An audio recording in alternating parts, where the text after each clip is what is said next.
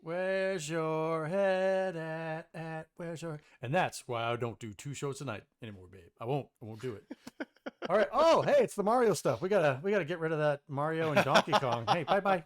That was left over from last Have time. we had enough of Donkey Kong's nipples for a while? Ah! Ah! My nipples are so hard. That sounded a little Sean Connery-ish. It's from South Park, and it is Mel Gibson who is tweezing his nipples during the episode. Okay. I have not seen that one. You know what Games with Coffee would do? He would do 2 shows at the same time, man. Tell you what. Yes. Thanks, everyone, for showing up tonight. Apologies for the delay. It was actually not Donnie this time, so. Well, it wasn't me on purpose. I didn't say it was. I did not say. I just said it wasn't Donnie. Can we just blame Zencaster then? That's fine. Okay. Yeah. You want to bring it on Zencaster? Even though I think technically it wasn't Zencaster, it was your computer that was demanding an update. Nonetheless, It's fine. It's an inanimate object. It's not this personage. And I never said it was. It was implied. No, seriously, we had to hound Blue with text messages, calls, and everything to pull her away from Silksong to get her to come and do this episode. So she is making a sacrifice for us. I mean, everybody in the Discord is like 10 hours ahead of me, and I'm feeling the pressure, you guys. So I got to play it for maybe an hour, and that was on launch day, and I haven't had the time to sit down and touch it again. So I know I'm lost already, so I'm not looking forward to picking it back up and trying to get myself situated. But yeah, I need to sit back down with it. Anywho, I think we should go ahead and start this episode. Let's do it. Welcome to Gamers Week Podcast, and like the name says, we analyze the best, worst, and weirdest headlines of the past week in the video game industry. This is episode 182, and today is Wednesday, September 10th, 2025. My name is donniegretro, and I will be your host this evening, but we are not alone. The royal we. I am not alone. But, yeah. I was going to say... Was this X-Files? We are not alone. We are legion. We are many. My first co-host is coming out with her own line of furniture. They're chairs that look like men with beards. Blue, would you care to explain that one to us? I think they're going to be extremely popular with a certain subset because, yes, as the meme that I posted in the Discord said, when you see a handsome guy with a beard, it looks like a fun place to sit. If it fits, I sit. Now, where exclusively will this line be sold, and for how much per chair? I hadn't thought that through. It's still in the concept phase. Okay. But I'll let you know. I imagine it will be at really niche retailers. Perhaps we'll have an OnlyFans page dedicated to the chairs. Fredericks of Hollywood. Yeah, Is exactly. that place even still around? I don't think so. Probably not. That and Kmart. Find us at Kmart. Blockbuster if we're lucky. Ooh, that's a throwback. My second co-host believes in Santa Claus, the Tooth Fairy, leprechauns, and that the Bills will make it to the Super Bowl this year. Ladies and gentlemen, please welcome Ryan Payne, who's wearing... What are you wearing tonight? I'm wearing a Josh Allen jersey. Thank you very much. The very subtle flag in the background as well. Oh, what? Oh, I didn't even see that. From? Oh my goodness. I'm being 100% honest. I didn't even notice the Bills flag. You're just so wrapped up in Ryan's beauty. I was. Understandable. I mean, yeah, especially since he flashed us the lower halves before we went live. You know, it's just kind of hard. Yeah. Walked right into that one. Freudian slip. Oh, hey, welcome in, Baggins. Hey, Baggins. Hey, Baggins. What's happening? He And wants a Tiken Ryan says, chair. I would personally like to thank RGB for his boy Josh Allen saving my week in fantasy. Actually, I think it saved mine and Donnie's as well. No chewing ice while we're recording. Yeah. Absolutely not. Oh, yeah. I can't chew gum. You can't chew ice. There is no chewing of anything while we're recording. I'll Those are spit the rules. the ice back in the drink though, and I think that's okay. It belongs there. No, Josh Allen didn't save my fantasy. He did save me on a 4-leg parlay that I had going on for Josh Allen, Lamar Jackson. Who's the running back from James Cook? Yeah, James Cook And from Buffalo. then Yep. Derrick Henry, all 4 to score a touchdown in that game.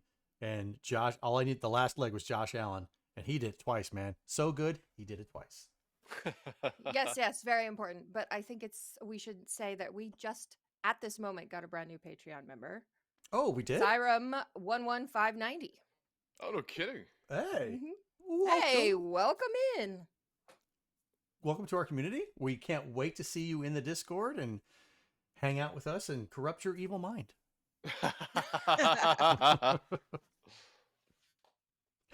Zach says, one time I caught George eating on mic, and I said, "Are you eating right now, you mother?" Exactly. Yeah. There's no eating, and I tolerate some beverages during recording, even though Ryan refuses to mute himself while he's slurping and having ice full in his cup, and it makes so much noise on the other end, and he can't be bothered to care. Gulp, gulp, gulp.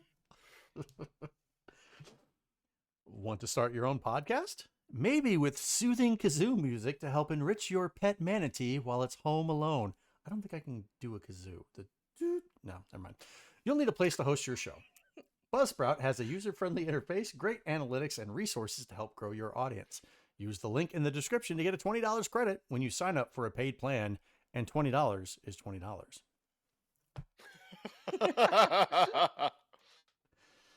Yes, Zach says get a mute switch. I used to have one on my Stream Deck. I haven't set that one up, but you also have a mute thing on Zencastr. See, he doesn't care. Yeah, he's like, yeah, sure. Yep. All right, let's jump into our reviews, reactions, and requests. Ben Magnet says, my fiance heard about Silksong and asked if I have Hollow Knight. I do on the PS5. Now she started playing it, and I will be starting my file later today. Hope we're making you proud, wrytersview. I have never been more proud. 2 new converts to the Church of Hollow Knight. The Radiance be praised. The night time is the right time. When is the right time? Snack says, when I heard the Donkey Kong Country music, I grinned from ear to ear. Thanks for putting that in there. I played through that game 1 billion times. I remember thinking when it came out that the graphics would never be better. LOL. I was there too. I was stunned by the graphics. And looking at it now, it's like, all right. I mean, not comparing it, but just saying, I don't think it's necessarily was such a huge step up as what I perceived it at the time. So I think it was a huge step up based on what we'd seen before, but now we've come so far since then that when we go play it now, it's still a beautiful game, but it's not quite as bright and shiny as it was. Absolutely.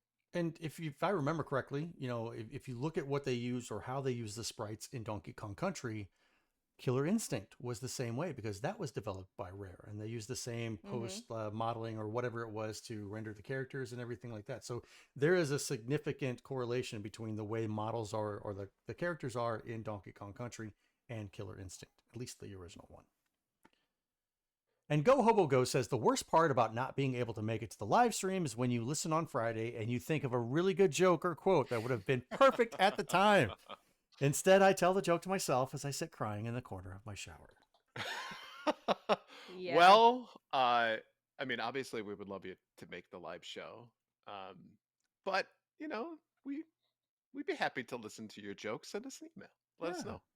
We want to hear that stuff.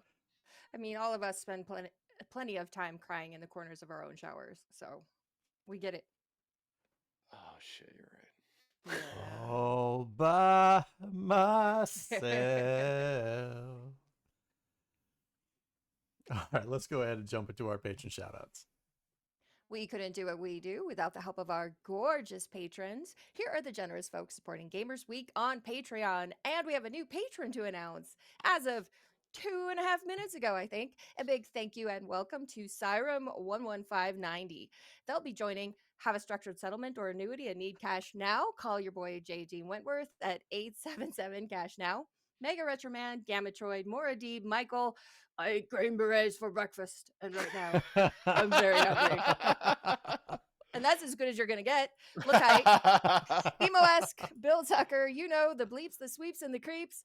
Fruitcakes, I hate it when my shorts gets twisted. Pickled pepper, ducks with thick thighs. Absolutely the best podcast, a work in progress. Bob said Dugnut, Blues Little Sis, Loudmoth, Retro Blast Pat, B&T Zilla Guy, The Mad Milkman, Seven Castle Forest, Crunchy Kong, Sheriff Snacks, or Sheriff the Handsome Chef, excuse me, because it is Chef Appreciation Week.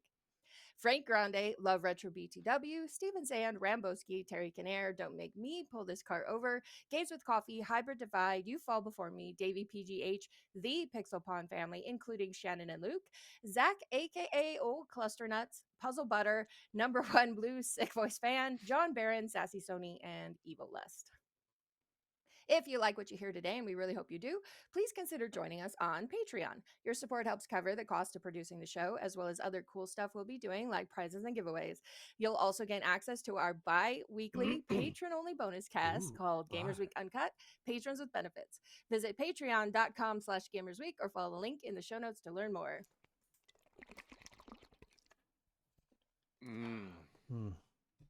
Did you turn your video off instead of your mic to do that, Donnie?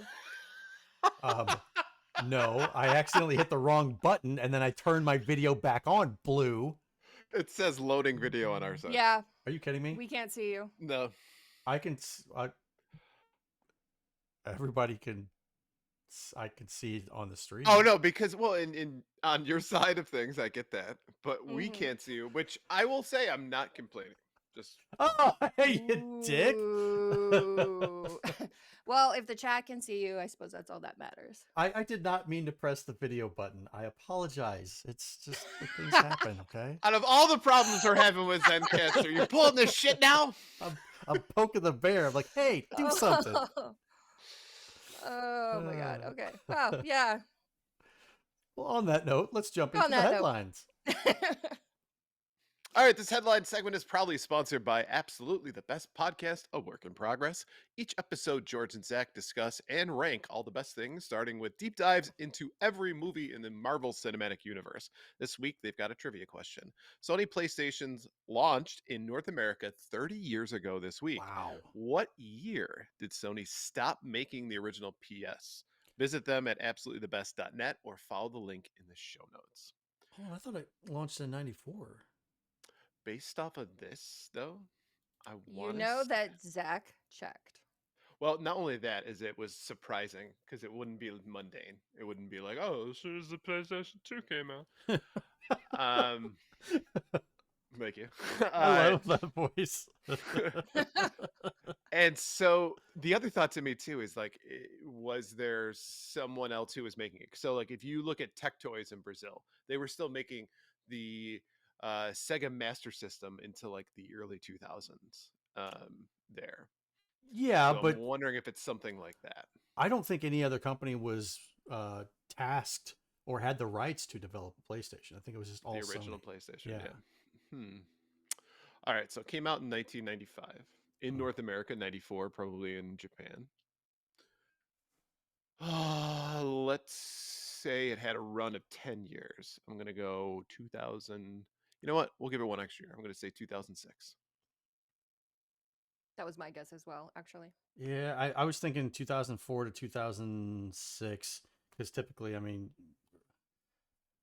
I don't want to say each system has a run of like 10 years, but if you look at the Super Nintendo or the regular Nintendo, like the regular Nintendo, they stopped in the early 90s or the mid 90s. Actually, it was mid to late 90s. Mid to late, yeah, with so that thing top loader. That thing had a hell of a run. So so you're both saying 2006.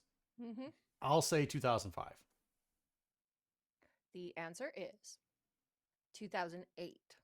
Wow. Oh, okay. Who was still buying a PlayStation in 2008? The people who didn't want to buy a PlayStation 2, or a PlayStation 3, because that just came out. I was going to say, right, because PlayStation 2 was obsolete at that point. Holy crap. Like a brand new one, too? I don't know. Was it one of those ones where it was like stripped down, or like you know how Oh like the yeah. Wii later on came out with one that just had like a open and closed top, and there wasn't like an insert disc or anything? So the PlayStation 1 had several iterations, different models of it that removed, like the original one, the very first launch has the best sound out of all of the systems. And then they started stripping them down for Mm-hmm. the connectors on the back, the IO port and all that stuff. Yep. And then they even moved the disk drive location in the later Hmm. iterations. So it's, yeah. Well, I Zach in know the they got the chat says it was mini. still the OG that was being manufactured all the way to 2008. So So it's not like the PlayStation Mini, like the one that That's the was rounded. PS1, which, I mean, and people will do the, oh, actually yeah, it's not the actually, PlayStation 1. That's the white one with the very small one and the flip up monitor.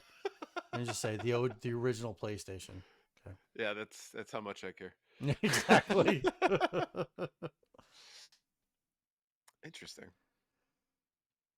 All right, so first up in this week's headlines, Hollow Knight Silksong's reviews are slowly eroding as players find it too difficult.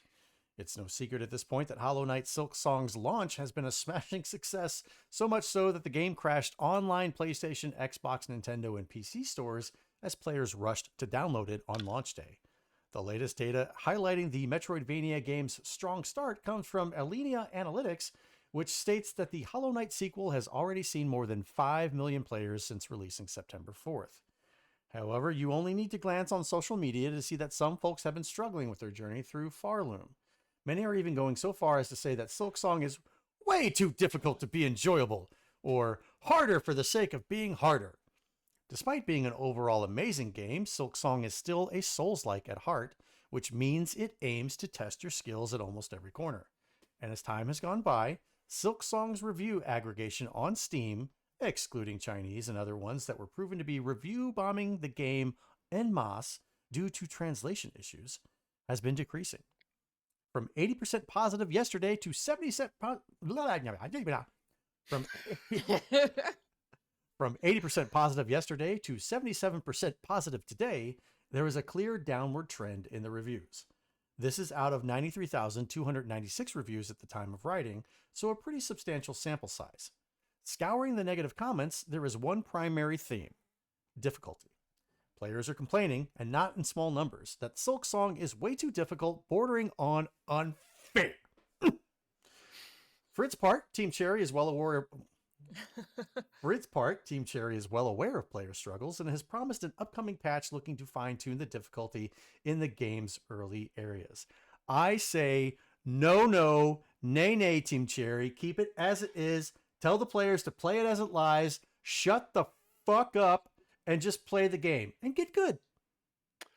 If memory serves me right, didn't this similar storyline happen when the Elden Ring DLC came out? Oh, yeah. And people were like, this is like way too hard. It's like, did you know what you were getting into? I mean, if this was your first time playing Elden Ring, yeah, I get it. It sucks and it's hard. But it's a game that has that reputation, so you should know. You had to get through a certain part in Elden Ring anyways before you could even get to the point where you could access the DLC. So you had to prove yourself. You couldn't just be a new player jumping into the DLC. Mm-hmm. But yeah, you make a good point, and Terry Kinnair in the Discord brought that up initially, and I thought it's a perfect analogy in that Shadow of the Erdtree is to Silksong what Elden Ring is to Hollow Knight. So they're pretty comparable in that the original games are, yes, don't do the math. No, it worked out, actually. It works out. It works out. Trust me. Gotta uncross my eyes on that one.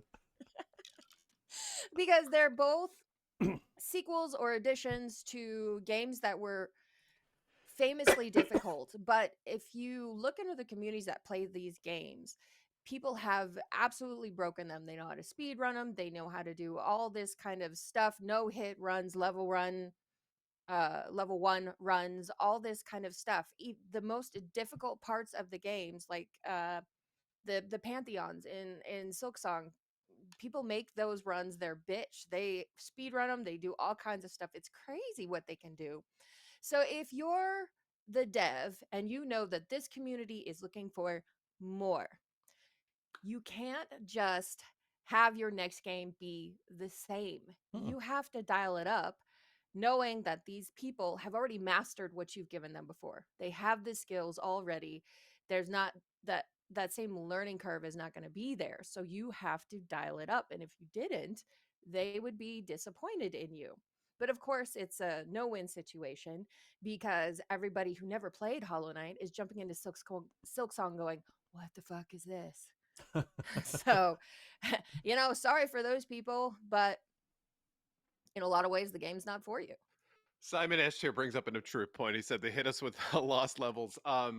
There's a reason that we got Doki Doki Panic, reskin of Doki Doki Panic, because apparently Mario 2, the real one, which is way too hard for Western audiences, as we'll put it.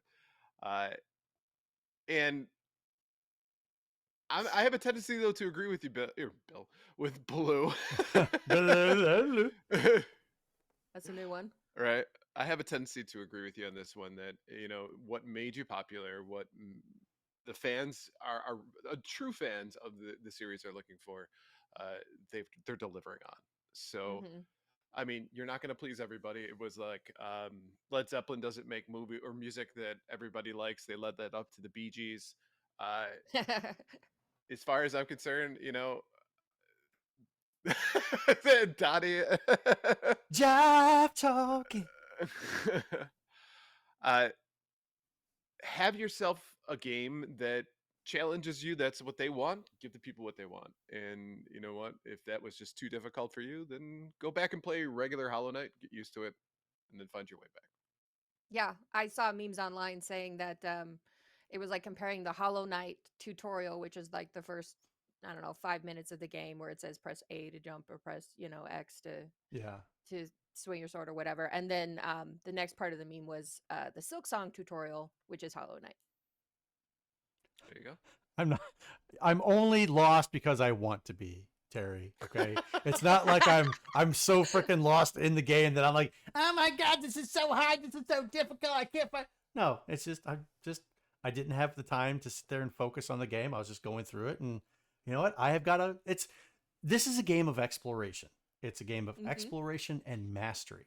And for people to sit here and say that it's too hard, you need to dial it down so I can play it. You know what? We don't have to fucking tailor everything for you. And I'm sorry about the F-bomb. But that's the way everything is going nowadays. It's like, I want it tailored to where you need to adjust this so you can fit me and accommodate me. No, we don't. They don't. Nobody has to.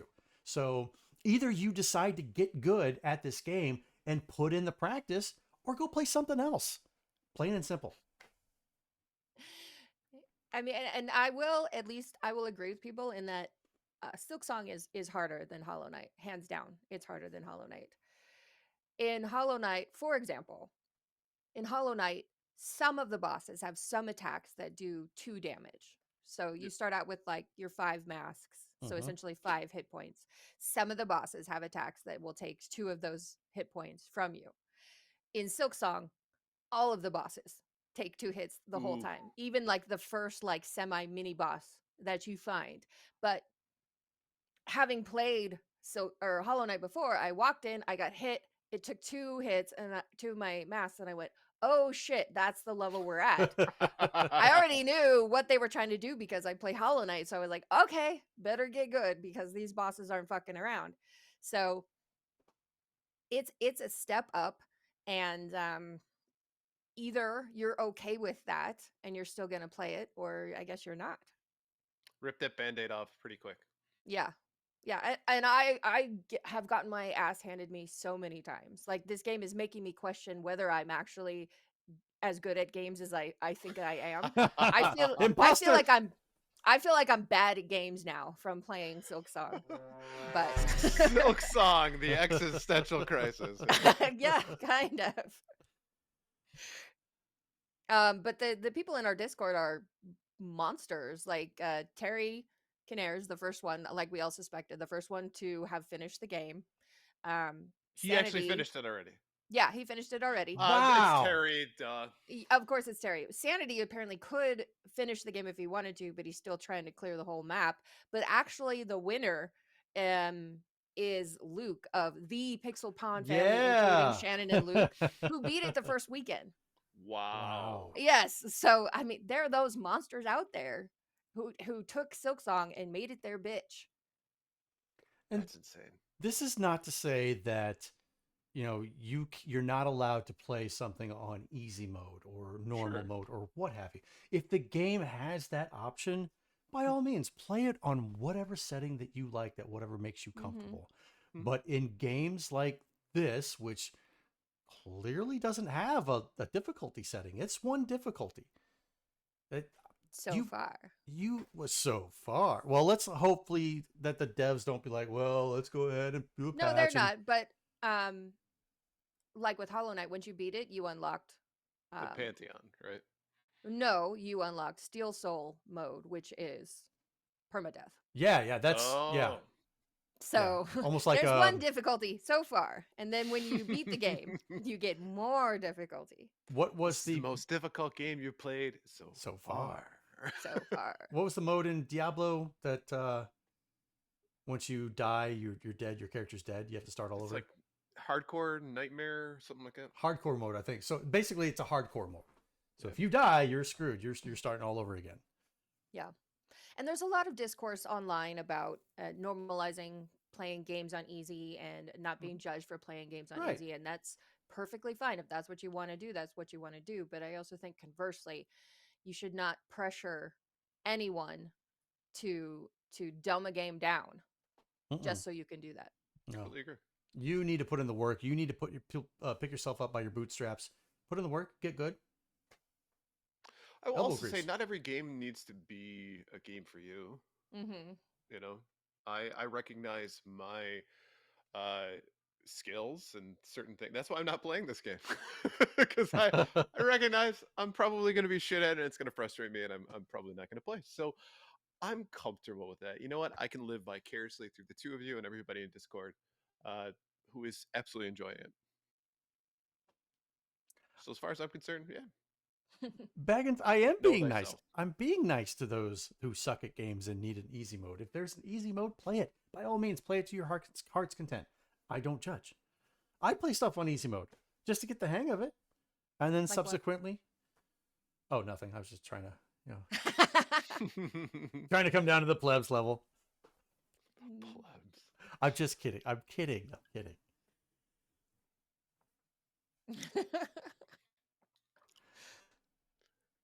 All right, next up, Nintendo now has a U.S. patent on summoning characters and making them battle for you. The patent, which was granted last week, specifically describes situations wherein a console or other system is being used to run a video game from storage. The player controls a character in a virtual space. The player can perform an input command to make a sub-character appear, i.e. summon another character. If there's an enemy where the sub-character appears, the player can control a battle between the sub-character and the enemy. If there's no enemy where the sub-character appears, the sub-character will automatically move around, and the player can move the sub-character to a different location on the field, and if an enemy is there, they can control a battle between the sub-character and the enemy. What? This is legal jargon. The most obvious example of this patent is Action is a Pokemon game, where a player can summon Pokemon and use them to battle other Pokemon on their behalf. It could theoretically be interpreted to cover a number of other games, however. Another example could be Nintendo's Pikmin series, where players summon Pikmin and move them to different locations, triggering fights if they hit an enemy. There are already concerns online that Nintendo's new patent could lead to a number of lawsuits in which it sues any other company that tries to implement a summoning mechanic in its game, putting future titles in series like Persona at risk. However, whereas trademark law says that a company could lose its trademark if it doesn't challenge any infringements, this isn't the case with patents. While Nintendo has patented this mechanic, it can choose not to pursue any other company that decides to use it, and only do so when it feels its own IP is being threatened, i.e. whatever company, I can't think of the name of it right now. Pocket Pair, yes, with their blatant ripoff of Pokemon.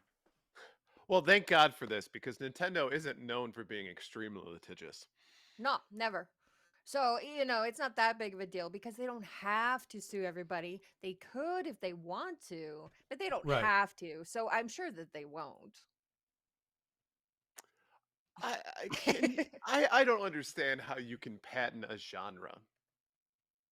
That would be like saying, I'm gonna patent the slasher genre in It's movies. not a genre, it's a mechanic. But Yeah. I mean, a lot of times what we're talking about is that the RPGs like Final Fantasy. Can we sue Square Enix then? Because Well, Yeah. you own this? that's the point I made earlier in the Discord today. Is like if you summon Bahamut or summon Shiva in Final Fantasy, like you could in the early days, they didn't. Yes, did they fight for you? Theoretically, yes, they showed up, they did some damage, and they left, and you couldn't really use Mm-hmm. them again unless you had enough materia or what have you, enough mana and stuff. So this is a little bit different, but it's the same. It's the same concept. You're summoning somebody else to fight for you, and companies, Square Enix and SquareSoft were doing it way before Nintendo was. Yeah, if I think back to it, I don't think that. Yeah, I would imagine that summons came from Enix, right? No, it would be the original Final Fantasy. Well, I mean, it's weird because Pokemon, you don't really call them summons. Right. Like you have to catch them first, and then I guess you let them out of their Pokeballs to fight you, which is kind of different. But yeah, I mean, is Bravely Default has summoning in it, right? Hmm. Well, Elder Scrolls Online has it. Diablo has it. The Necromancer class. Hmm. Um, what Coffee is saying is technically it's Final Fantasy 3, and thank you, Coffee, for calling it Final Fantasy 3. No, That introduced. he's actually. I think he means the one on NES. the actual 3. Yep. What? You could definitely summon in Final It's fine. Fantasy Yeah, it's fine. 2. Son of a. I got all excited. Yeah. Stop. And now he's laughing at you. People do this to me. Yeah, the one that immediately came to mind was Nino Kuni. Yep. You have the little familiars you can summon. Again, this is just Nintendo playing the same games they've done in the past, right? When they Mm-hmm. tried to eliminate rentals back in the day, so they went in and made some claims to try to get that to work, right? Um, they put in the NES 10 chip inside their stuff so that you couldn't play bootleg games on Nintendo. I mean, they've been that company for a very long time. Mm-hmm. It's weird to me that they could potentially use this to sue companies that aren't releasing games on their own platform. Hmm? I guess it's weird to me that they were awarded this patent anyway, considering Right. how common it is. Right. So if you have a game or a game series where this is already done, let's say Persona, are you grandfathered in? I would hope so, but I'm going to start patenting the jump button. That's a game mechanic, right? Right, exactly. Yeah, but this is weird because they didn't create it. So how can you patent something that you didn't create? Which is why I'm going to patent the jump button. I know. And Yeah, I don't know. is this how they get away with it? Because they're so big, they have so much money coming in that it's like you can't possibly think about going up against us in court. So sorry. Right. Deep pockets. Yeah. That, Simon Astor says, "How could you patent something you didn't create?" Ask Thomas Edison. Oh, too soon. Historical burn. I don't think that's too soon. But yeah, it will be interesting to see how Nintendo chooses to use this. Because we did talk before that when they first came out with Pokemon, they did a really lousy job of trademarking and patenting their stuff. And so Mhm. then they're just deciding decades later that, wait, other people can copy us. We don't want that. So it seems like now they're finally getting around to what they should have done back in the 90s. But them having it in the US, how is that going to affect other countries? Or other countries going to rightly say, no, this sounds like bullshit? Or are they going to let them have it And then if they only are able to get the patent in the US, how is that going to affect how games are developed, where they're sold? Elsewhere, yeah. Yeah, all that kind of stuff. Well, and the interesting thing is, I think this is just a deterrent, right? So they can say, "Oh, we recognize that you're releasing a game that's similar to this type of game that we sell," right? So, Mm-hmm. what was the name? Pocket Pair was the developer. What was their big game? Pal World. Pale World. That's right. So another Pale World shows up. They can be like, "Well, you know, we heard about your game, and if you plan to release this, good luck." Like, what do you mean? What are you saying there? "Well, we're just saying good luck." Right. What? Nothing sinister, I said in my normal tone of voice. But that's dangerous, though. If you think about that in a marketplace, if you can patent a game mechanic and therefore make it something that you could use as leverage to prevent competition, um, to me, that's antithetical to what you want out of games. You want something variety, right? Mhm. I don't need to get everything from Nintendo. I'm sorry. That's not antithetical to what Nintendo wants out of gaming. I'm aware, but that's very anti-consumer. Oh wait, that's Nintendo MO. So Yep, anti-consumer. And they probably use their lots of money to petition whoever it is at the patent office in charge of these kinds of things, who is not a gamer, I almost guarantee, and really Of doesn't course. give a shit about how this affects other games. you So think somebody who works for a living at the patent office isn't a gamer? um They've got time to kill. yeah. I know they've got time to kill, but I'm still guessing that the suit in charge of this is probably, yeah. Yeah. I was Yeah. gonna say all the clerks are very Yeah. much The gamers. clerks are, but the ones with decision making power are not. They, Fair. they I play can Spider get on with Solitaire that. all day long. Mm. Well, but this action opens the door for every other company. And one thing that comes to mind was the Punisher game on PlayStation 2 and Xbox back in the early 2000s, right? Mhm. Very violent, violent way of killing people in the Punisher's MO. So essentially, whoever made that game, whatever developer made that game, could go and say, hey, well, we want to patent these weird and wacky, crazy kills with all these different measures of like, oh, here's a bandsaw. I'm just going to put this guy's face on or whatever. They could patent that. And now nobody else can make a game where it's like violent kills. And you're just like, really? Like, why do you have to do that? It's again, this is a wait and see with Nintendo. Yeah. But Coffee I says, just "Don't give Gearbox any ideas."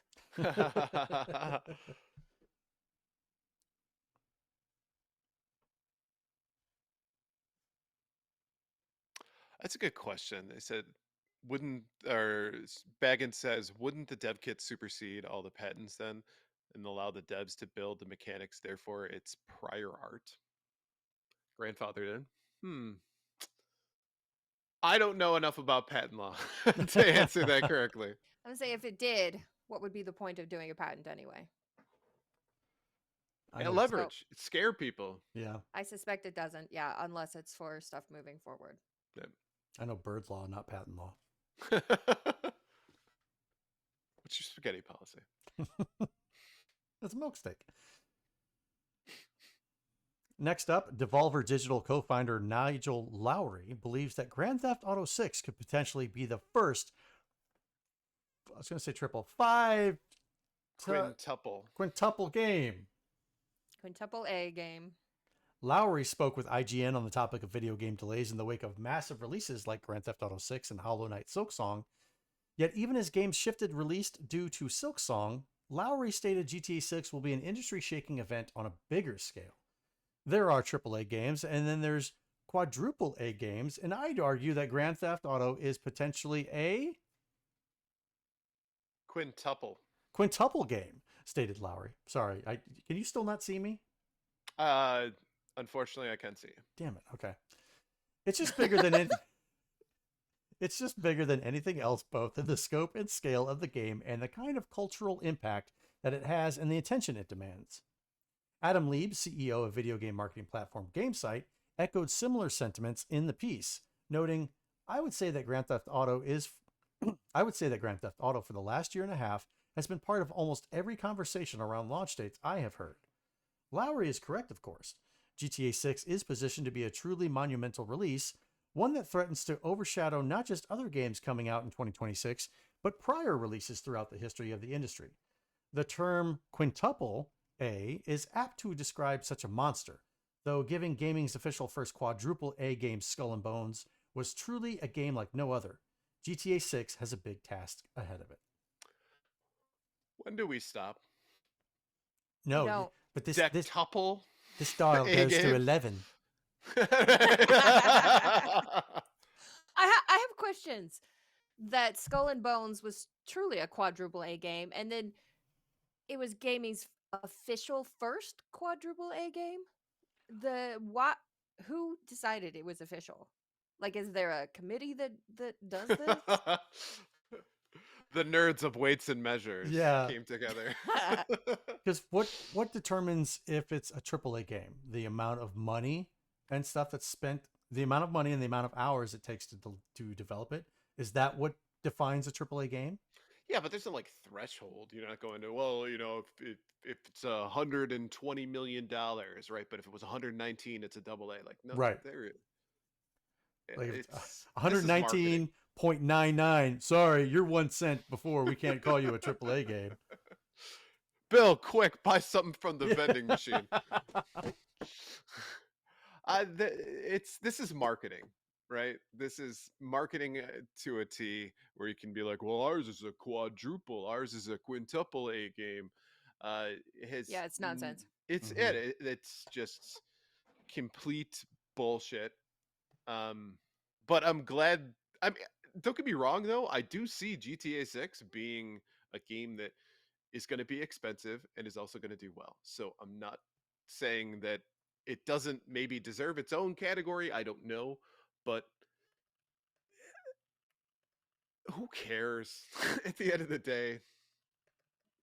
Yeah, so I pulled up an article from Forbes back from February 2024, where Skull and Bones is a $70 game because it's quadruple A, says Ubisoft. And going through the article, it's the only ones who called it quadruple A were Ubisoft themselves, just trying to get you play their live service ongoing game. And it worked initially, which is maybe the reason that they're doing it now. But Skull and Bones had approximately 850,000 total players across all platforms on its first week, but right now it has 377. So, Ooh. yeah, in a year and a half, it definitely went crash and burn. So I reject the idea of calling GTA 6 a quintuple A game when we haven't even really solidified what it means to be a quadruple A game, other than just Ubisoft talking out of their ass. Puzzle Butter says they are a sectuple A. Just ask them. So realistically speaking, a AAA game is an enormous budget, development and marketing, a large team of developers, high production values, and cutting-edge graphics and technology. And all those things are subjective. Large, huge. Huge. Yeah. I mean, when you talk about the budget on the amount of money that you spend to develop the game, the amount of money you spend to market the game, I'm sorry if that means that you have a company that's willing to open up their coffers to do this, as opposed to Hollow Knight Silksong, which could very well be a AAA game and not just an indie game. If it turned out like Shovel Knight, where it turned from just an indie platform into being licensed by all the big players. Yeah. Sure. Cyrum says it'll be the first nth A game. Nanotuple? There's far too much math humor here. Yes. Nerdy math humor. It's too much for me. But Yeah, just because they spent a fuck ton on making this game, that is not the same thing as it being a quality game. That's it. You've nailed it. The distinction of a triple A game doesn't mean it's a good game. Mm-hmm. Redfall wasn't. I would say that probably had a decent budget, right? I don't would say know. so. Yeah. Yeah. Concord probably had a decent budget. Concord, we know, had a big budget, and it didn't matter.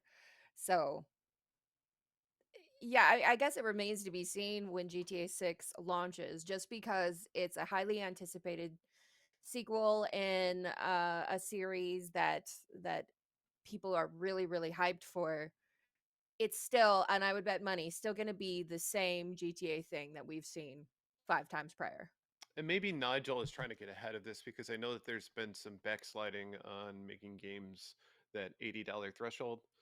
Maybe what he's doing is posturing the game as being a quintuple A game so that they can justify that price point. Yeah. So we'll see. But I have doubts. Press X for doubt. Stay tuned.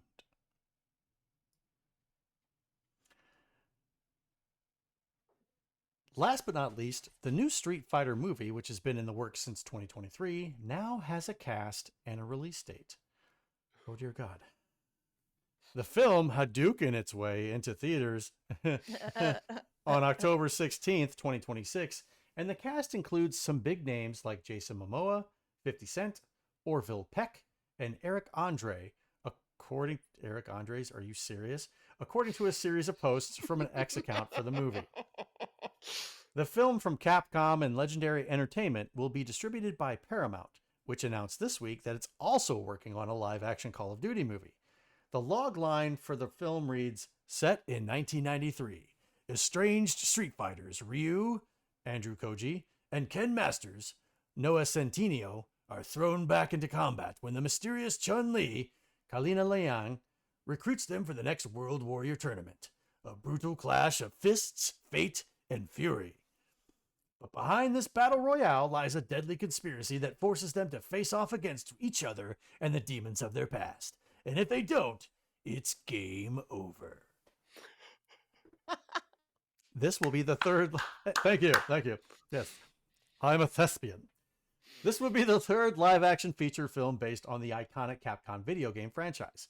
The first Street Fighter movie, starring Jean-Claude Van Damme and Raul Julia, was released in 1994 and is a chef's kiss masterpiece. A much-loathed reboot, Street Fighter: The Legend of Chun-Li, was released in 2009.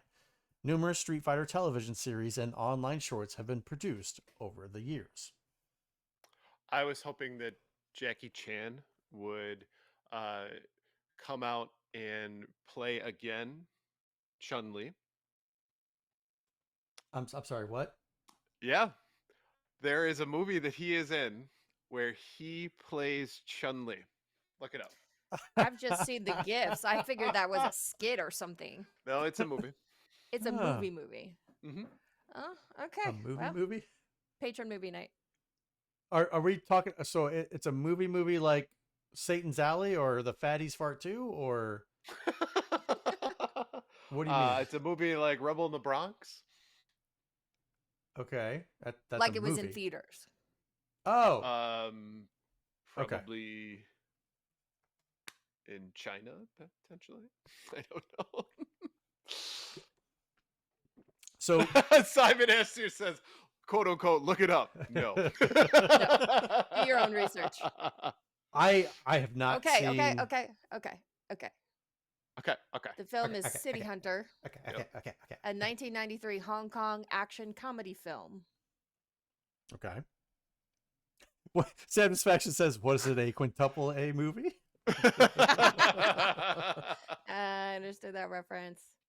I think he should reprise his role. That's all I'm saying. I will actually you a little bit because he's not playing Chun-Li. He dresses up as Chun-Li. I know. It's not like it's the entire thing's a Street Fighter movie, but yes, he is in Chun-Li garb and he's doing the like, ooh, cutesy, ooh. What was that? Ooh. That's a new soundbite. Ooh. So, actually, the first question that I had when I saw the list for the cast for the new Street Fighter movie was, does Ryan approve of the casting for Cammy I was going to ask that. Let's and the way that see. she's going to wear the beret? I don't give a crap about the beret. It was the joke from I years ago in the know. show. I It was the know. beret. I know. Who is playing Cammy? I think I Mel missed it. Jarnson. Yeah, she was in the new Mel Mortal Kombat for about Mel Jarnson. 90 seconds till she got the business end of Kun Lao's hat right in her face. Oh. Oh, okay. Oh. I have yet to see a picture showing her cheeks. That's the important part. That Release is the the most cheeks! important part. Mel Jarson's butt. All right, butt. Wow, that made that query very small, and there's nothing. So, Guess you're just gonna have to see it. Right. Yeah. So Capcom is coming out with, or not Capcom, but Paramount is starting the train. Street Fighter movie, Call of Duty movie. I'm curious about the possibilities. Sonic movies, yes. The Sonic movies have been great. I've seen only 1.5. It's like I haven't been diehard about seeing the Sonic movies. That's no knock on Sonic at all, or Coffee, who's in the chat. I love Sonic. It just, for some reason, the Sonic movies haven't resonated with me like the Mario movie has. But I'm curious as to if all of these are successes. We could potentially see another Tomb Raider movie. We could see a decent Final Fantasy movie, maybe. Someone brought up a Double Dragon remake. Yeah, like a remake of Double Dragon. Yeah, because the first one is so shit. Oh my god, that was GoldenEye. Yeah, yeah. Putting that out into the universe, and they've been trying to reboot the Tomb Raider movies for a while. Nobody wants it. Tekken85 said Tomb Raider TV show coming. Yeah, they're doing an anime. Okay. Anime. Are you guys? Are you anticipating, like, with bated breath, this new Street Fighter movie? Are you excited about it? The casting has me going a lot of like, really? Like 50 Cent and Cody I don't Rhodes hate it. and I don't hate Roman Reigns and Eric Andre, I think. He could play Chun-Li as well.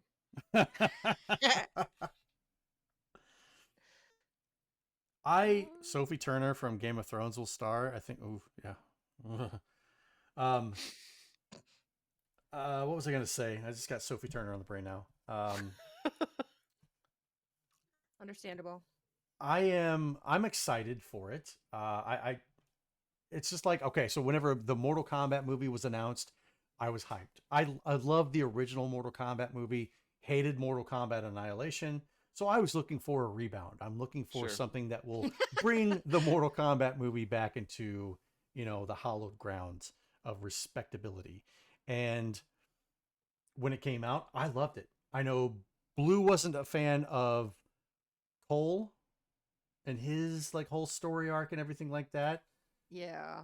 But now I think we're getting a redemption, at least from her point of view, or it should be, because this movie seems to be about Johnny Cage, one of the most pivotal characters in the Mortal Kombat, the original Mortal Kombat story. Whereas opposed to even the original Mortal Kombat, it was all about those main characters and not about some side character that nobody cared about. Sam Disfaction says the next search is going to be for Sophie Turner's butt. I'm on it. Sophie Turner's butt. So, but I will say this log line that they said in here, where it was like, let me find it again. It's a nice butt. That's a nice and if they don't, it's game over. Yeah, so that was fine. That gives me a little bit of hope that they're not going to try to make this too serious. Right. And it sounds like it's similar. It's the same formula as the original Mortal Kombat, which was the same formula as Enter the Dragon. Yeah. Where it's going to be combat one-on-one. Mortal Kombat.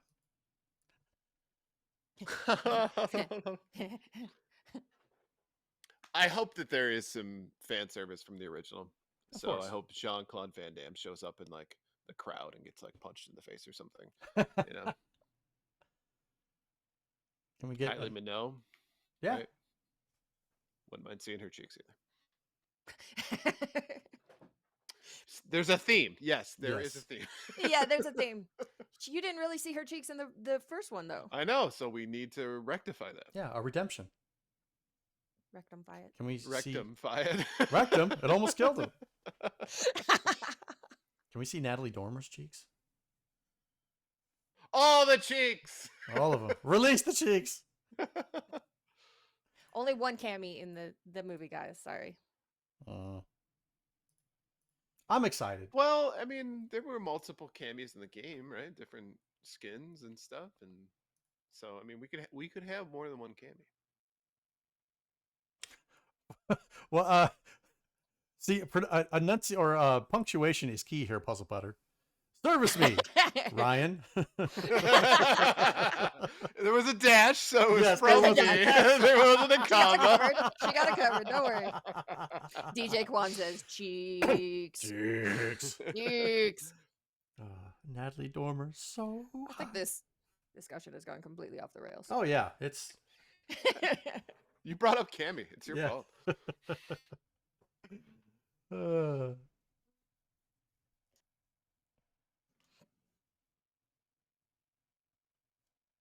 Shall we move on to our top 3 new releases for the week? All right. I don't think we ended on a good note on that one, but whatever. I will fix it in post. Right. Don't worry. I fix it all in post. First up, Bubsy in the Perfect Collection, out on PS5, Xbox Series X and S, Switch, and PC. Is Bubsy a celebrated icon from the mascot wars of the early 90s or a platforming punchline? Bubsy in the Perfect Collection explores the franchise's troubled history and enduring popularity. A playable history that includes games, artifacts, and interviews. What could possibly go wrong? Next up, Garfield Kart 2, All You Can Drift. Out on PS5, Xbox Series X and S, Switch, and PC. Fire up your engines because Garfield is waiting for you at the starting line. Play as one of the 8 cult characters from the Garfield universe. Fill up your carts, customize your look, and race away at breakneck speeds. And finally, Borderlands 4, out on PS5, Xbox Series X and S, and PC. Borderlands 4 brings intense action, badass vault hunters, and billions of wild and deadly weapons to an all-new planet ruled by a ruthless tyrant. Crash into Kairos as one of 4 new vault hunters seeking wealth and glory. Wield powerful action skills, customize your build with deep skill trees, and dominate enemies with dynamic movement abilities in this mayhem-fueled looter shooter jam-packed with billions of weapons, deadly enemies, and intense co-op action. There must really be billions, literally billions of weapons because they mentioned it twice. Literally. Billions. So out of these 3, what are you in for, Ryan? Garfield Kart 2 sounds fun. You say that with a lot of enthusiasm. Yes, you can tell I'm so incredibly excited for this game. So I'm going to say something that's probably controversial, but I've never liked Garfield. I'm sorry. I know. Lasagna. Sarcasm. I get it. Maybe it was like beyond my time or something, but like I've never been a fan of Garfield. I know. So, am I going to run out?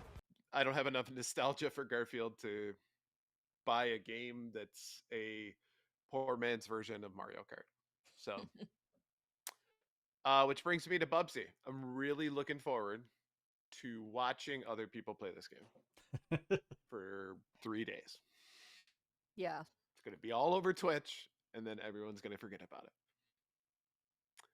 Which brings me to Borderlands 4. Never played a Borderlands game. I don't think now is the right time to start. So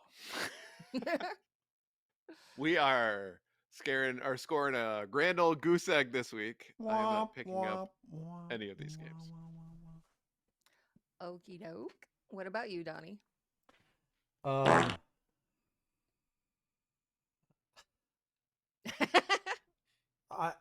gotta share the same sentiment as Ryan. Okay, so Garfield, I love Garfield. Love the comic strips as a kid. Read them in the funnies in the paper, going to the Scholastic Book Fair and having enough money to buy the Garfield books, which I still have a couple to this day stored away someplace. But really? A racer? A Garfield? Like, come on, man. Why not just make Garfield as a character in Mario Kart instead of making a whole game around Garfield, somebody who's not relevant, hasn't been relevant in quite some time? I question the business move on this. I'm pretty sure that this might they sell 1,000 copies or something like that, and then it just goes, because realistically speaking, it's on the Switch. Why would you buy this game and not Mario Kart for your kids? Next week, they're releasing Mr. Magoo Kart. Or Doonesbury Kart.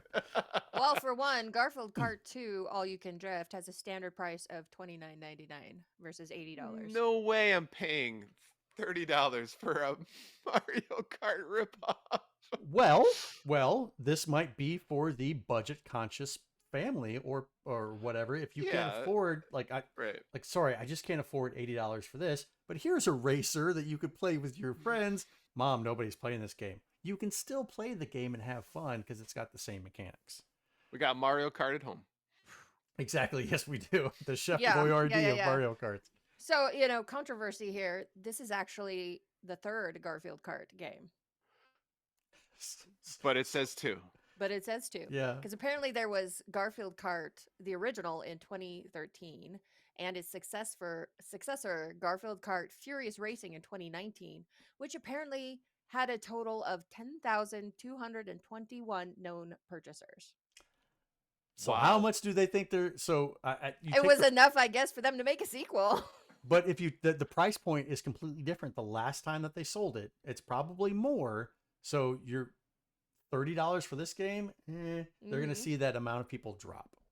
Is Garfield like public domain now that it's free to use his shit? So that's why we decided to... I'm assuming it's not. I'm just saying, if you're only selling 10,000 of a game. It's not something as old as Peanuts, where I think Peanuts is in the public domain and Garfield I know. I think the Scholl's family probably still owns it. I would bet so as well. I'll take you up on that bet. Anyway, not picking up Garfield 2. Bubsy, The Perfect Collection. I like Bubsy, but not enough to drop money on a collection of this games. Interviews? Really? I can go on YouTube and get that interview, watch that interview for free. So no thanks. I'm not going to buy a collection of this. Borderlands 4, I'm with Ryan. Have never played a single Borderlands game. Nothing about those games have even remotely interested me. So this week, it's a big fat 0. I will continue to play Silksong and Adventures of Samsara. Nice. Tegan85 says Winnie the Pooh is the big public domain one. And that's actually a good point, because until you've gotten a really shitty, really bloody horror movie, like low budget horror movie based on your IP, then you're not public domain. My honey pot. That was really good. Get your damn hands out of my honey pot. Blue, what are you picking this week? So, Bubsy, I already am playing a platformer that makes me rage right now, so I don't need another. I think you're right, Ryan, in that it will be a meme purchase for the vast majority of people. Haha, let's play it. Let's see how awful it is. And then after a couple days, they're going to be screaming and pulling their hair out. And I can't believe I spent money on this. And now it's just going to sit in the library forever and never be touched again. Garfield Kart 2, All You Can Drift. I did at least watch the trailer. And it looks like we got Mario Kart at home. The thing that bothered me the most, aside from the visuals being really cheap, obviously, is that they have the carts going over all these jumps, and when they land, it's just like, thunk. Like, you don't feel the cart landing like it should after it just did a 50-foot jump. It just, boom.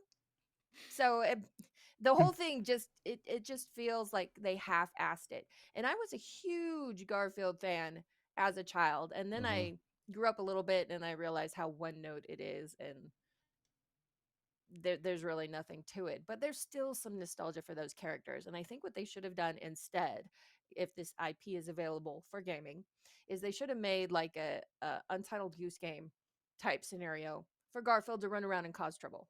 Yeah. I think that would have been far more authentic to the character. Lasagna power-ups and Yeah, exactly. mm, Exactly.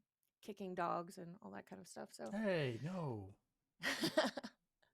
and that brings us to Borderlands 4. I have never played a Borderlands game, though we own a couple and I've watched Mr. Blue play them. And I will say that before, at least, they seemed to have a unique identity where they had a certain tone, a certain sense of humor, just a certain vibe about them. And that feels like that is all gone in the trailer for this newest one. Where now that it's co-op and it's all they've tried to make the story dial it back and make it more serious. Now it looks like every other co-op shooter out there, right. basically, with the same like booming bass music in the background of the trailer that is in the background of the trailer for everything ever, every action game, every action movie. They all have the same background sound effects in their trailers, and so does Borderlands 4.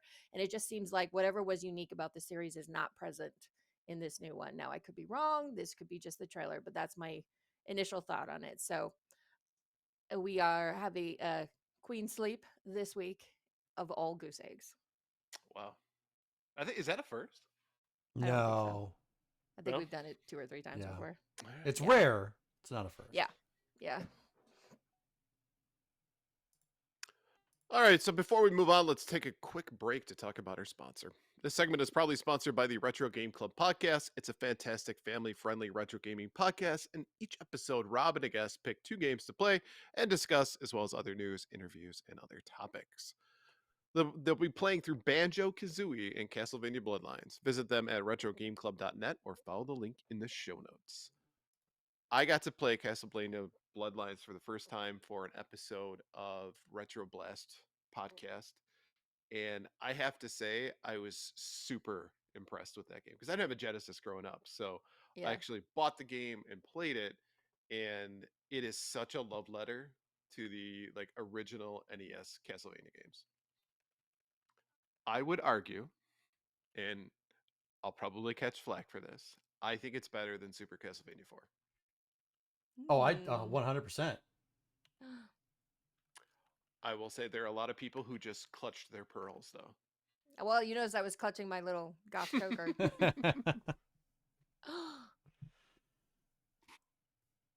Yeah, I I was surprised to see these 2 titles come up this week because they've been doing the show for so long that they've Mhm. been in the weeds of picking Right. retro games. But these are like high profile titles. I'm surprised they haven't done them yet. Castlevania Bloodlines is fantastic. I prefer Castlevania 4 though. Super Castlevania 4 is fine. Just I don't know, like the Castlevania Bloodlines to me. I don't even have words for it. No, it just feels like a Castlevania game. When you think of Castlevania, like the original on the NES, Bloodlines is much closer to that experience. Okay. I think. Well, yeah, when you where- say it's like it feels like a Castle. I mean, Super Castlevania 4 feels like a Castlevania game, but like you said, it's closer to Bloodlines is closer to what we know on the NES.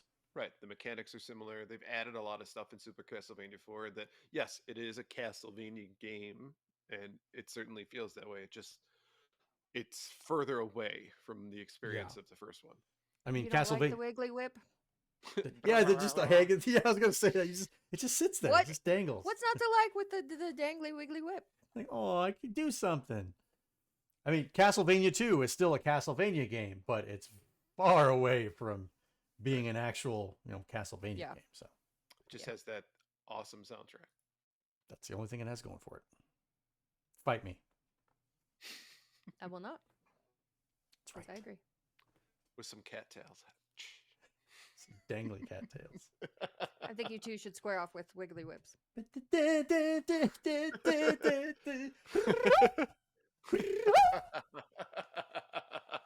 Sorry, that was a little loud. I'm sure everyone in your house appreciated Yeah. it. I will fix it in post. All right, so for this week's ending segment, thought we would talk about a recent experience of mine. As you're probably aware, I love physical media. I am a huge fan, of course, of video game physical media. I've been collecting that for a while. But recently getting into my own apartment, I've expanded my desire for kind of old physical media. And it started off with collecting like a bunch of VHS tapes, right? I had a VHS player, so I started buying VHS tapes. Had a friend buy a laser disc for me as a joke, right? Which was Bloodsport. I love Bloodsport, but right, exactly. uh, so that encouraged me. I was like, oh, I want to watch it. So I ended up buying a Laserdisc player. Well, 2 weekends ago, my parents have been visiting. They wanted to come see me during the summer, take a little bit of time off, and they flew down here. And the second day that they were here, on Facebook Marketplace, a posting comes up of a lot of Laserdiscs, which was ironic because like 2 days before that, there was a lot of Laserdiscs, about 30 or 40 of them, had some really good titles in them. And I messaged the person to say, hey, are these for sale still? And they're like, just went pending. And it was like that thing popped up really quick too. So it had only been live for a few minutes and somebody had already bought them. So it almost seemed like this was serendipity coming into play. I got to give my parents some credit here. Coming to see me, and then my choice is to go drive an hour to go pick up some Laserdiscs. I appreciate them for being good sports. And in fact, I'll explain a little bit further as to why they were good sports for that one. But I always found Laserdiscs like interesting, right? Of course. Is the exact same size as a vinyl album, like an LP, right? It is it's a movie, right? And it almost is like, I don't know, the like cooler version of Betamax, right? It was the less popular medium for people to watch movies and stuff on. But oh, there we go. Tombstone. So Donnie is showing one of his laser discs that he's got. Well, it's not mine. It's somebody else's. Gotcha. This is way cooler than the VHS. It's way cooler than a DVD. It's big. It looks like an LP, a vinyl record. Mm-hmm. And a lot of times what I've found is that Laserdiscs too, they sometimes they open up and they've got additional artwork in the inside. There are certain Laserdiscs that come with books and stuff with them as well. So it's more than just the movie itself. There's a lot of really cool things that come along if you purchase a Laserdisc. Well, the listing, it had it, and the total number of Laserdiscs in the collection was 275. Damn. Jeez. Yeah. So guy had a list of all of them, like, you know, in the actual thing. So he had like printed out and typed, which looked like it was on a typewriter because the paper, the way it was set up. Yeah. Well, clearly this person has an appreciation for old things. So, right. So you like Ryan? Exactly. Middle finger for you. Right there. And oh, yep. So I'll actually show you what a Laserdisc. I got some other ones here, but one of the interesting parts. So I show up to the guy's house. He takes me downstairs. He actually sold me the Laserdisc player along with it because he didn't know what to do with it.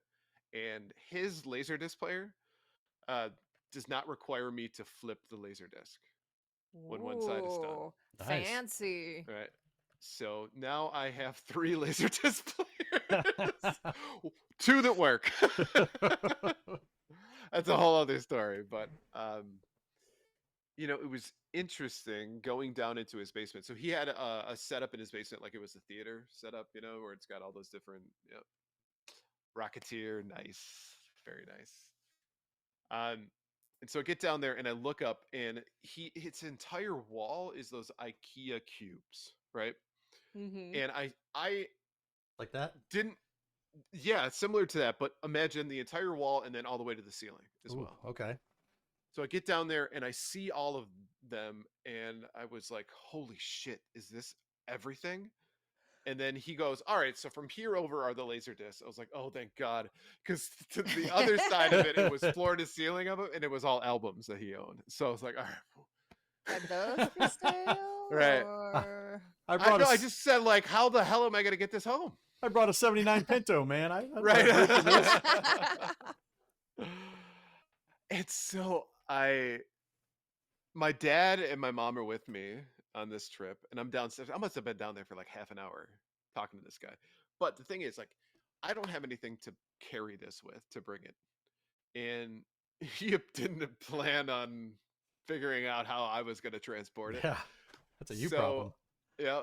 And so I get there and I'm like, I got nothing to carry this with. And I was like, do you have any boxes? Because I know the guy told me he was moving and everything. And he was like, let me go look. So he was gone for like a good 15 minutes. I went upstairs, had my dad come down, and we're going through these. And there is just some really, really cool titles that are a part of this. It's got like the original Fantasia, which is this collector's edition that has all these extras that go along with it. And it's like, it's the front of it's embossed and it's really beautiful looking.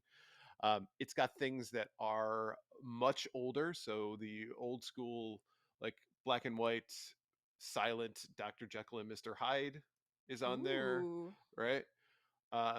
There's a thing called That's Entertainment, which is 4 laser discs, Yeah. right? And it's all the kind of just post vaudeville entertainment, right? Where it's all the big names from early Hollywood and all the different short films that they did. So you can watch that to your heart's content. I brought up that the Louvre tour was one of them. We had talked about that a little while back. But I also wanted to share some of the cool ones that I was excited to kind of own here. So I've got a stack of them here that I brought. So the first one, I was super excited because I saw that the second one was there. But our first one here, of course, is the original Back to the Future, one of my favorite movies of all time. I really, really love this, and I got a special place in my heart for this. Went to Universal Studios, and I got asked to come on the stage for their live show for Back to the Future. So I got to play as Marty in the DeLorean at Universal Studios. So that was cool. Zach, huge thanks, is going to be happy about this one. The Thing, excellent. Yes, so The Thing, which I actually was super excited about because I recently got to watch that for the first time, and I love it. So really excited to see that in 480p. I'm so happy you like that movie. Yeah. This one, which was important to me, Star Wars. OG Star Wars, before all of the crappy updates with the special editions. Yeah. Yeah, before Greedo shot first bullshit. Exactly. Yeah. So, and it comes all 3. So it's the original, even before The New Hope was listed. So it's Star Wars, Empire Strikes Back, and Return of the Jedi. All 3 are in that same one? Mm-hmm. No, not this one, but I have all 3. Okay. Oh, okay. Next one, Donnie, is oh, you know what? Actually, I forgot to take this one out. I was planning on putting it in the trash. Yeah, you already, fuck you. You did that joke where you took a picture of like, oh, I'm taking out the trash today, and you put the Lost Boys Laserdisc in there. If you don't want it, send it to me. I might, actually. All right, and we got Flash. He saved every one of us. So it's got Flash Gordon, which I'm excited for. Death to Ming. Is there a Garfield Laserdisc in there? No, thankfully. No? Okay. And the last one, I actually spent a lot of money trying to get the VHS version of this. But it is Heavy Metal. a heavy metal on Laserdisc. Yeah. Oh, that one's Yeah. great. Oh yeah. And this movie was banned in Australia for up until like the mid 2010s. So Like, ooh, animated boobies. I know, right? I mean, there's gratuitous violence in it as well, which is fantastic. Yeah, that rarely upsets people the way boobies do. But one of the things that it does include is the deleted sequences. So there was an extra one that wasn't a part of the original, right? It's not complete, so it provides you with like screenshots of what it was and like what the story was going to be. Okay. But it was called Nowhere Land, which I think is pretty cool as well. So super excited about that purchase. I basically bought a collection, if you think about it in that way, where this guy had spent years collecting these. So hugely thankful that it was all kind of in one go. There's a lot in there. Yeah, watch Ted after Flash Gordon, absolutely. There's a lot in there that doesn't necessarily excite me, but that's still okay. I think, one of the other pieces to it is that if I feel inclined or if I need to sell something, I could probably sell those in a lot to somebody if I wanted to. So I think it's a fun investment. And what I thought was really cool is that as soon as brought it home, the guy had come down, he had brought a few boxes. I actually got like those grocery bags that people get for Aldi's, the like, heavy plastic ones, like that whole thing. And it filled up my entire trunk of my car.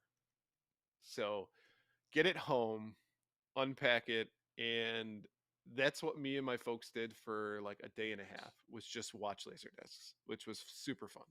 And just watching some of the classic movies, introduced my mom to like Blade Runner. Oh, she'd never seen that? Nope. I love Blade Runner. Right. We watched Hunt for Red October, which I think she had only seen part of. She fell asleep during it, so she watched the whole thing this time around. The Hunt for Red October. Yeah. It also introduced both my parents to Kurosawa's Seven Samurai, which was in there as well. Okay. Tough flick if you don't want to read, but outside of that, great movie. Did you guys watch Heavy Metal? We didn't. No? Okay. Watch Heavy Metal? No. Weird. I know, right? I figured you would introduce your mom to Heavy Metal. You know what? I've got the VHS for her, so I'll send her that. She can watch it on her own time. But yeah, super fun. Super glad I did it. And someday, I think one of the things I'll do is I'll actually post pictures of everything, so you guys can kind of see what's in there. A lot of really, really cool titles. So nice. Yep. Very nice haul. Cool.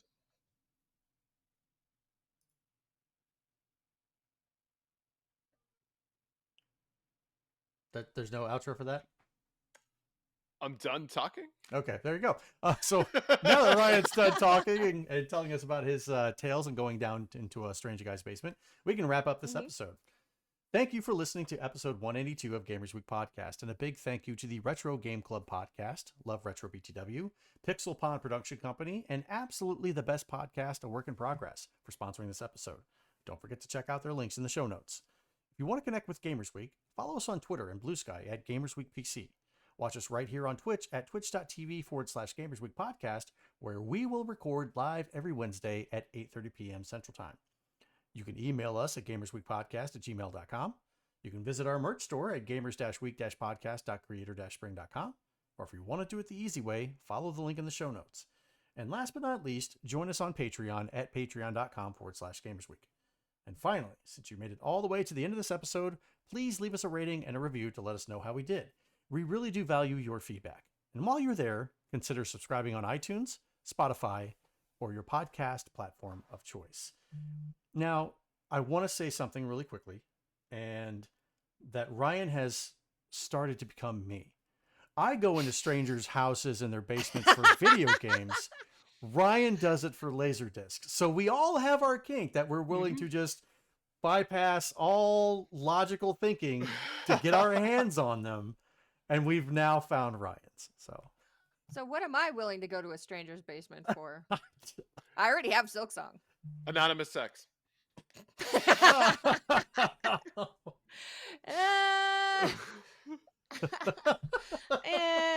She didn't immediately say no. We know what the answer is. Thank you. Girl Scout cookies? Is it Henry Cavill's basement or? It could be. It could be. He's not a stranger. That's the thing. I don't know him. You know of him. But I don't know him. But she wants to get to know him, if Yeah. you know what I mean. Yeah, GoldenEye says Hollow Knight paraphernalia.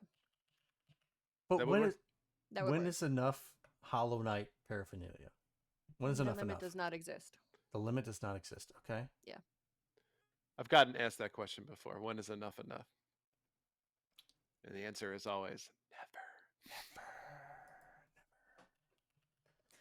I don't know. I think in that basement you saw when enough was going to be enough when you thought that you were going to have to take all of it instead of only half of it. Wait, that phrasing? What? When I walked out into this basement and I realized I was going to have to take all of it. Say what? Then I was relieved because I only had to take half of it. So. Phrasing's not a thing anymore. We don't. On that note, I think we'll say goodnight. Thank you very much for hanging out with us. We greatly appreciate another successful week. New followers, new patrons to our Discord. We can't wait to talk with you in there. So do it. Sign up today and join the community. See what we're talking about on stream. When you don't get the joke, we're there in Discord. You can see everything for yourself. Ryan and Donnie competing for Basement Daddy. This is going to be a fun competition. Out of context, that sounds Yes. even better. Break out the Gimp. Gimp's sleeping. Gotta wake him up, right?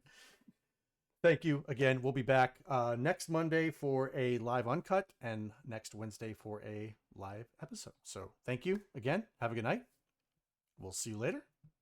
And we are going to hand you guys off to Mr. G to the next level, who's playing some retro. I think he's playing some Spider-Man for the Sega Genesis. So we are going to start a raid there. And have a good night. We will talk to you next week. Stay safe. All that stuff. Enjoy Silksong or whatever your game of choice. Bye. Bye. When you go into a basement, always let people know where you're going. That's true. Wise words.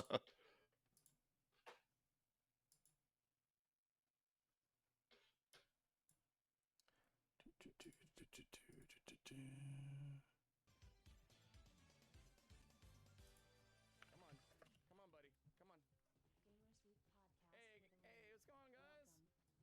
Oh, man. What's going on? How are you? Okay, shut that down.